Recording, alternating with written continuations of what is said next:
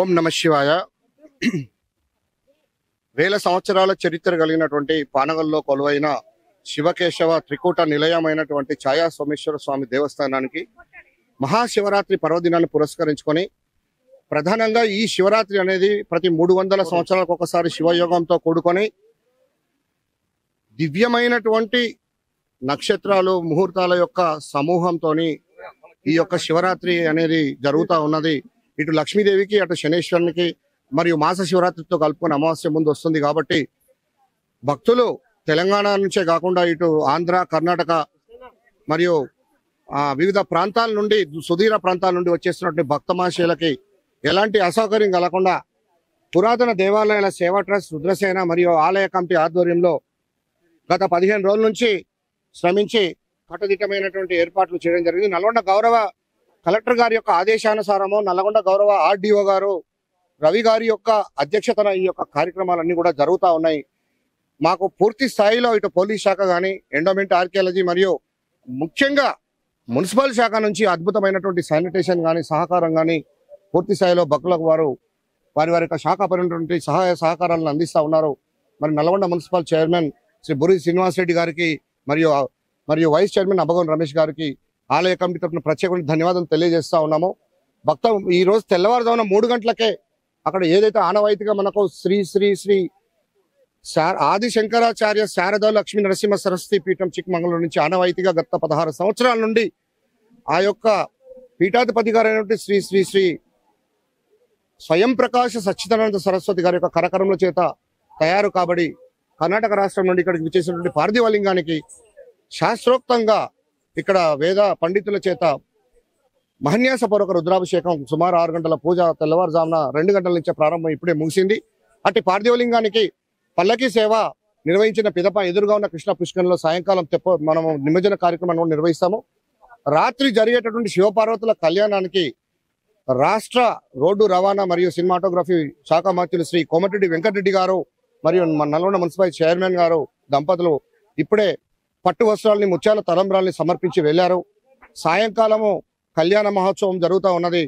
రేపు తెల్లవారుజామున 5 గంటలకు పానగల్లు నల్గొండ లింగబలిజ సమాజం ముందు నడిచి స్వామి అమ్మవార్లని పల్లకి సేవ గావించిన తర్వాత వాళ్ళని ఆ యొక్క పల్లకిని భుజాలపైన మోస్తూ నిప్పులపై నడుస్తూ అగ్నిగుండాల కార్యక్రమాన్ని కూడా ఏర్పాట్లు చేశాము. రేపు సాయంకాలం ఎదురుగా ఉన్నటువంటి కృష్ణా పుష్కరంలో నల్గొండ గౌరవ ఏఎస్పీ గారి యొక్క అధ్యక్షతన వారి యొక్క ముఖ్య అతిథిగా ఆ యొక్క తెప్పోత్సవ కార్యక్రమాన్ని కూడా నల్గొండ గౌరవ డిఎస్పీ గారు కూడా విచ్చేస్తారు. వారి ఆధ్వర్యంలో ఆ యొక్క తెప్పోత్సవ కార్యక్రమం తర్వాత చక్కటి క్లాసికల్ సంగీతంతో స్వామివారి యొక్క పవలింపు సేవతను ఉత్సవాలు ముగుస్తాయి. రాత్రి జాగరణ చేసే భక్తుల కోసం బుర్రకథ రూపంలో మేము తెల్లవారులు కూడా సాంస్కృతిక కార్యక్రమాలు, పాలబిందెల బాలుగారి యొక్క ఆధ్వర్యంలో కూడా 60 మంది చిన్నారులు సాయంత్రము శాస్త్రీయ నృత్య ఏర్పాట్లు, న్యూస్ పాఠశాల చిన్నారుల చేత కూడా భారతీయ శాస్త్రీయ కోలాట నృత్యాన్ని కూడా భక్తులకు కనువిందు చేయడానికి భక్తి పారవస్యం పొందే విధంగా ఇక్కడ చక్కటి సాంస్కృతిక కార్యక్రమాలు కూడా ఏర్పాటు చేశాము. సుమారు 1 టన్ను పులిహోర ప్రసాదాన్ని ఉచితంగా వితరణ చేస్తా ఉన్నాము. రుద్రసేన ఆధ్వర్యంలో మంచినీటి సౌకర్యం కానీ, ఇక్కడ క్యూ లైన్లు 5 ప్రత్యేకమైన క్యూ లైన్లు, ఇక్కడ ఏదైతే మనకు ముఖ్యంగా ఫిజికల్లీ ఛాలెంజ్డ్ వాళ్ళు ఉన్నారో వాళ్ళ కోసము, తర్వాత మనకు ఎక్స్ సర్వీస్ మెన్, పాత్రికేయ మిత్రులు, సీనియర్ సిటిజన్ ని గౌరవించుకోవాల్సినటువంటి అవసరం ఉన్నది. వారికి వారి యొక్క ఐడి కార్డు ఉన్నట్లయితే వారు ఎలాంటి రుసుము చెల్లించకుండా వారిని ప్రత్యేకమైన క్యూ లైన్ ద్వారా వారిని శీఘ్రమే దర్శనం అయ్యే విధంగా ఏర్పాటు చేశాము. వచ్చే ప్రతి భక్తుడు కూడా ఆత్మలింగం దగ్గర స్వహస్తాలతోని, పంచామృతాలతోని అభిషేకించుకునే అవకాశం కల్పించాము. స్వామివారిని కనులారా వీక్షించి ఇక్కడి పర్యావరణం ఇప్పటికే 2000 యజ్ఞ యాగాదులకు సంబంధించిన మొక్కల్ని నాటి కాపాడుతూ వస్తున్నాము. చక్కటి ఆ యొక్క దేవతా వృక్షాలని స్పృశిస్తూ హాయిగా ఆ గాలి పీలుస్తూ ఈ ప్రకృతిని ఆస్వాదిస్తూ భక్తులు అత్యంత భక్తి పారవస్యాన్ని పొందుతూ ఉన్నారు. సనాతన ధర్మ వారసులారా, ఆత్మ బంధువులారా, మీ అందరు కూడా ప్రాధాయపడుతూ ఉన్నాము. ఇది సామాన్యమైన దేవాలయం కాదు.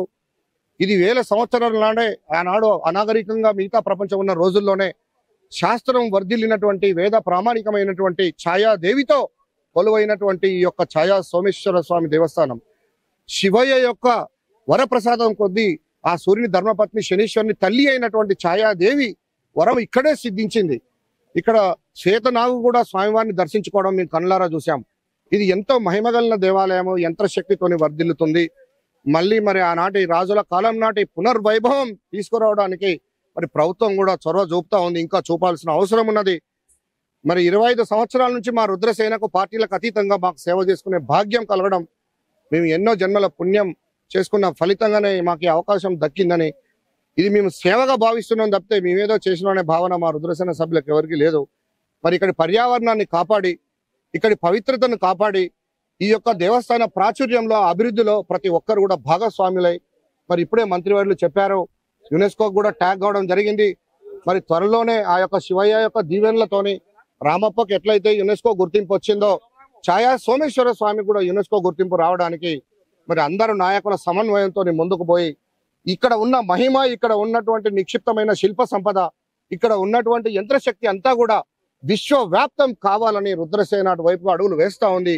మీరందరూ కూడా చెయ్యి కలిపి మనం ఈ యొక్క ధర్మానికి వారసులుగా మనం ముందుకు నడిచి సర్వే జన సుఖినో భవంతో. ఓం నమః శివాయ.